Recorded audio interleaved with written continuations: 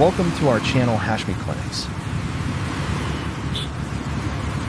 चलिए आज एक ऐसी दवा को समझते हैं जो हमारी मटेरिया मेडिका में कुछ मुनफरिद हैसियत रखती है, एगावे अमेरिकाना, जिसे सेंचुरी प्लांट भी कहते हैं। देखते हैं कि क्लिनिकल प्रैक्टिस में इसकी क्या अहमियत है और हम इसे कैसे इस्तेमाल कर सकते हैं। तो हम शुरू करेंगे इसके तारुफ से, फिर इसका सबसे अहम चीज़ देखेंगे जिसने इसे मशहूर किया, उसके बाद इसके दूसरे इस्तेमालात पर बात करेंगे, फिर तमाम अलामात को जोड़कर एक मुकम्मल तस्वीर बनाएंगे, दूसरी दवाओं से इसका मवाजना करेंगे और आखिर में कुछ ऐसे अहम निकात पर बात होगी जो प्रैक्टिस में बहुत काम आएंगे। ठीक है, तो शुरू करते हैं। एगावे अमेरिकाना को समझने के लिए सबसे पहले ये जानना ज़रूरी है कि हमारी मटेरिया मेडिका में इसकी हैसियत क्या है। सबसे पहली और सबसे अहम बात, एगावे एक अनप्रूव्ड रेमेडी है। अब इसका मतलब क्या हुआ? मतलब ये कि इसकी बाकायदा प्रूविंग नहीं हुई जैसा कि हमारी बहुत सी दूसरी दवाओं की होती है। तो फिर इसकी अलामात कहाँ से आईं? इसकी पूरी तस्वीर टॉक्सिकोलॉजिकल रिपोर्ट्स यानी इसके जहरीले असरात, पुराने ज़माने में इसके लोकल इस्तेमाल और सबसे ज़रूरी उन क्लिनिकल केसेस से बनी है जहां ये कामयाबी से इस्तेमाल हुई। तो इसका मरकज़ी ख्याल क्या है?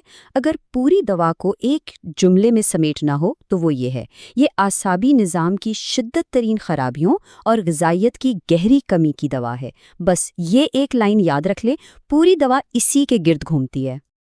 अच्छा, तो अब आते हैं इस केस की तरफ जिसने इस दवा को हमारी मटेरिया मेडिका में एक जगह दी।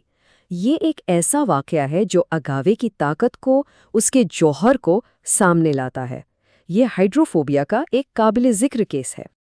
ज़रा इस मंजर को जहन में लाइए। मरीज़ इतना तशद्दुद पर आमादा है कि उसे काबू में रखने के लिए बांधना पड़ रहा है और वो अपनी नर्सों को काटने की कोशिश कर रहा है। ये एक क्लासिकल हाइड्रोफोबिया की तस्वीर है जहां सब लोग बेबसी महसूस कर रहे हैं और तब आखिरी उम्मीद के तौर पर आगावे दी जाती है। और नतीजा? सिर्फ 8 दिन में एक नाकाबिले यकीन तब्दीली। देखें, ये इस दवा के असर की गहराई और रफ्तार दिखाता है। पहले ही दिन से शिद्दत कम होना शुरू हो गई और 8वें दिन तक मरीज बिल्कुल ठीक था। ये वाकई और एगावे की ताकत का एक जिंदा सबूत है। तो इस केस से हमें क्या मिला? हमें इसकी की सिम्टम्स मिले, ये झगड़ालूपन, ये शदीद बेचैनी और खौफ, और सबसे अहम ये काटने की ख्वाहिश। ये इस दवा के आसाबी निज़ाम पर असर को वाज़े करती हैं और इसकी ज़हनी अलामात का मरकज़ है। लेकिन ठहरें, आप सोचेंगे हाइड्रोफोबिया के केसेस तो अब बहुत कम आते हैं, तो क्या ये दवा सिर्फ तारीख़ी अहमियत रखती है? बिल्कुल नहीं। चलिए अब इसके दूसरे और ज़्यादा आम क्लिनिकल इस्तेमालात देखते हैं। इसका पहला स्फीयर ऑफ एक्शन है स्कर्वी, यानी विटामिन सी की शदीद कमी। यहाँ इसकी तस्वीर बहुत वाज़ेह है, जर्द चेहरा, मसूड़ों में सूजन और उनसे खून आना। लेकिन इसकी सबसे बड़ी निशानी है टांगे सूजी हुई, सख्त, दर्दनाक और उन पर गहरे जामनी रंग के धब्बे। ये एक बहुत अहम निशानी है।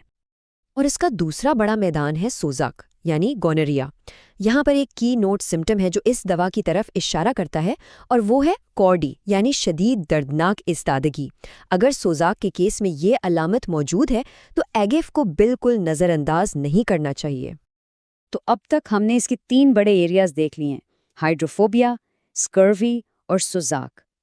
अब वक्त है कि इन सब टुकड़ों को जोड़कर एक मुकम्मल तस्वीर बनाएं। चलिए इसकी बाकी अलामात पर भी एक नज़र डालते हैं। ये स्लाइड समझ लें कि एक क्विक समरी है, इसको आप अपने नोट्स में शामिल कर सकते हैं। जहन से शुरू करें तो वही झगड़ालूपन और खौफ, मुंह में मसूड़ों की सूजन, पेट में भूख की कमी और कब्ज, और फिर टांगे, वही सख्त सूजी हुई दर्दनाक टांगे। ये इसकी पूरी तस्वीर का खुलासा है। किसी भी दवा को ठीक से समझने के लिए उसका मुवाजना ज़रूरी है। एगेव के मामले में 2 दवाएं फ़ौरन जहन में आती हैं, लाइसिन और लैकेसिस। इन तीनों में फ़र्क करना बहुत ज़रूरी है। चलिए देखते हैं कि ये फ़र्क क्या है। इस टेबल को देखें, फ़र्क बिल्कुल वाज़े हो जाएगा। एगावे में झगड़ालूपन है, आम बेचैनी है, लेकिन लाइसिन में क्या है? वहाँ पानी की आवाज़ या चमक से शदीद हसासियत है जो एगावे में नहीं मिलती। اور لیکسز وہ تو اپنی باتونی طبیعت، حسد اور بائیں طرف کی تکالیف سے پہچانی جاتی ہیں۔ پلس لیکسز کو گلے کے گرد کوئی چیز برداشت نہیں ہوتی۔ یہی وہ باریک نکات ہیں جو ہمیں صحیح دوا تک لے جاتے ہیں۔ اچھا جی، تو اس پوری گفتگو کا خلاصہ کیا ہے؟ چلیے اس سب کو چند آسان نکات میں سمیٹ لیتے ہیں، وہ پرسکرائبنگ پرلز جو آپ کو پریکٹس میں فوراً کام آئیں گے۔ دیکھیں، اگر اس پوری تقریر میں سے صرف کچھ چیزیں یاد رکھنی ہوں تو وہ یہ 4 نکات ہیں، ان کو ذہن نشین کر لیں۔ پہلا، ہائیڈروفوبیا جیسی حالت جہاں مریض کاٹنے کو دوڑے۔ دوسرا، اسکروی کی آخری سٹیج، خاص طور پر ان جامنی دھبوں والی ٹانگوں کے ساتھ۔